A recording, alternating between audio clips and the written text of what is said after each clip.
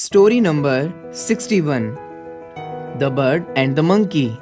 A tailored bird is known for its very well woven and artistic nest. It protects from wind and rain. On one rainy day, the bird was sitting in its nest and it was raining heavily and it was thundering with frequent flashes of lightning.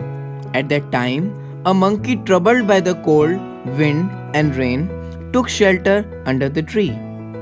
The bird asked, "You are so clever. Why didn't you build a nest to live in on rainy day?" The monkey got angry and asked the bird to keep quiet. He kept on shivering. The bird could not resist teasing him. She said, "Why did you waste the summer time in laziness?"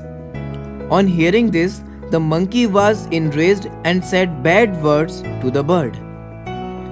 The rain and thunder increased and the bird once again opened its mouth. The monkey was so mad now that he said, "Keep quiet, you bird. If you continue murmuring, I will make you homeless. Do not pretend to be a pandit." The bird kept quiet.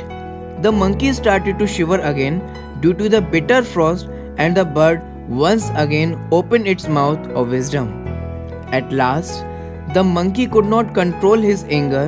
He said, "Although I have no ability to make a house, I do possess the ability to break one."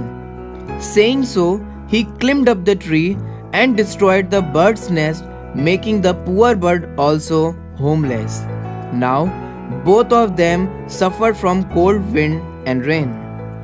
Moral of this story is, such occasions are very common.